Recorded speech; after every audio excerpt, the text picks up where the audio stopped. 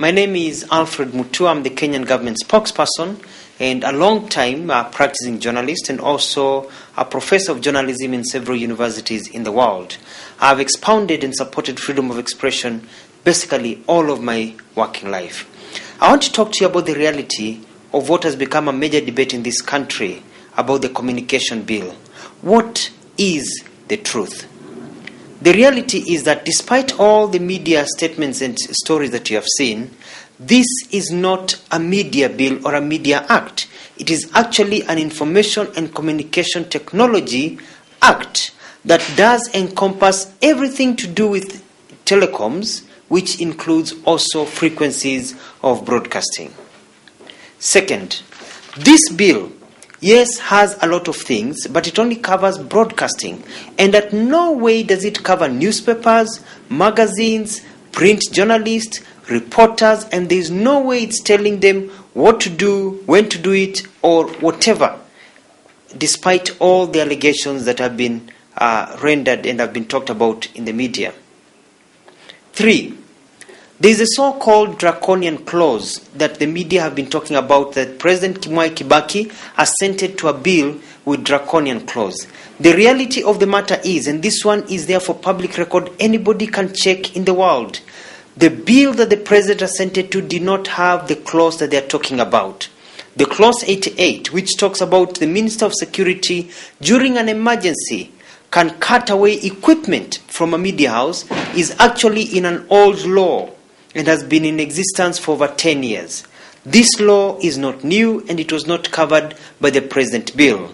What members of the media should have done is gotten that law revised. The president has not refused to sign any bill where that clause has been eliminated. It was not there.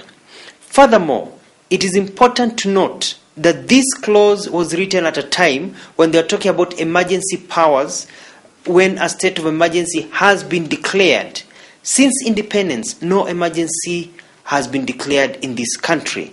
Therefore, for them to go on and on about the Minister of Security has these powers to raid offices just because they disagree with what is there is actually nothing but misinformation. That is not there. If the clause is a problem, then that clause can be amended through a miscellaneous amendment to that particular law that it covers.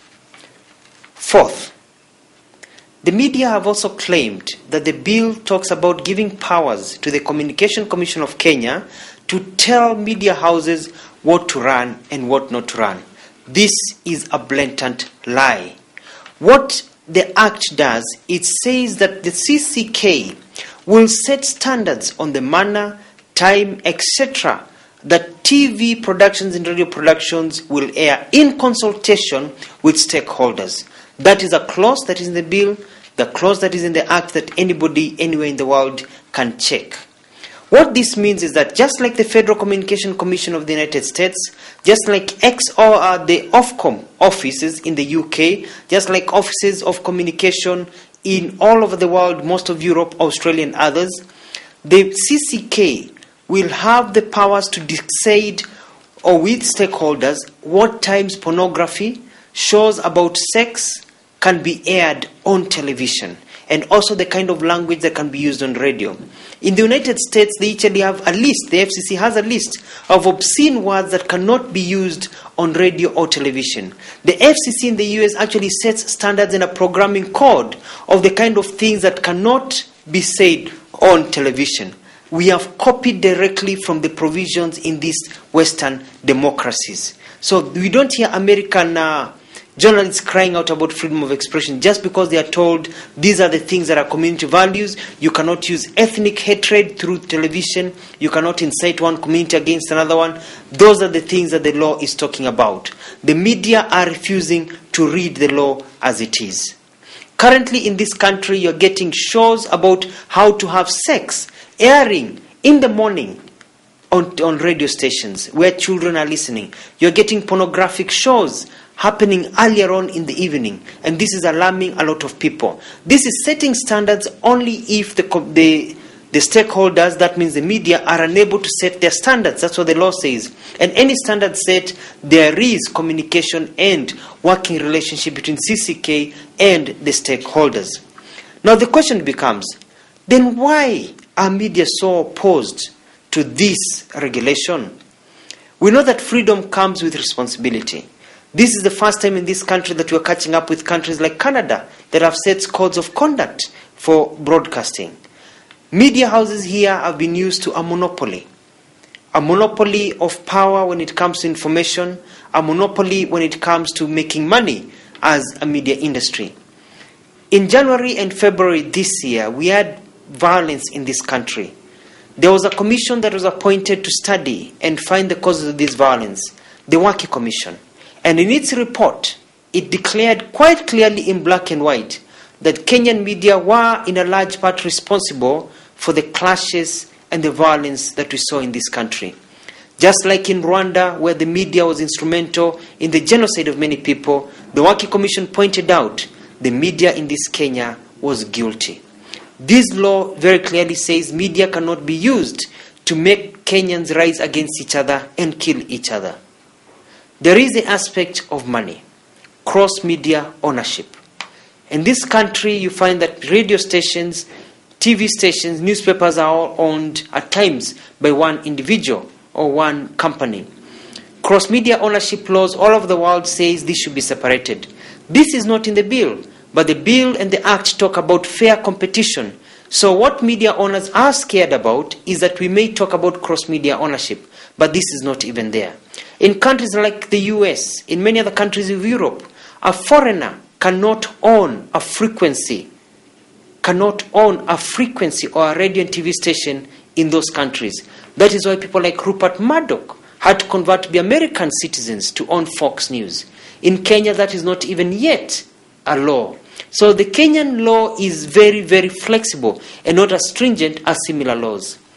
Therefore, we do ask the media in this country to stop misleading Kenyans. They need to talk about that this act is about ICT. It is going to create over 100,000 jobs in a few years. It is going to regulate and allow our court system to actually use data, electronic data, to fight drug trafficking, money laundering, and actually fight terrorism. The act is going to allow the growth of the ICT sector, whereby mobile telephony will be cheap to allow people to be able to use it. It's going to allow BPOs, those are call centers, to develop. It is going to actually lead to the development of that sector, bringing to this country in a few years over 300 billion Kenya shillings, which are instrumental in developing this country and fighting poverty. Broadcasting in this act covers less than 20% of the entire act. Therefore, media should not just concentrate on a few things because of money, because of fear of control, and to mislead Kenyans. Finally, it may be important for you to note that there was a meeting that government is aware of, whereby media owners decided to draw a list of people in government, the private sector, politicians, lawyers, and even diplomats who they are going to black out, who they are not going to cover their opinions, because these people are seen not to support the media in their stance. This is intolerance. This is not freedom of expression. This is actually an abuse and media dictatorship. These are the kind of things that we are talking about. And what we are saying is that you cannot be calling out for freedom of expression while you yourself you are planning to gag and muzzle opinion. As the tenant says, it does not matter whether you agree with me, but I should have the right to express my opinion anywhere in the world. That is all that the government is saying. Let all voices be heard and let media stop misleading people, because what the government wants to do is grow the sector, have accountability, and at the same time promote freedom of expression and fight pornography as we protect our children. Thank you.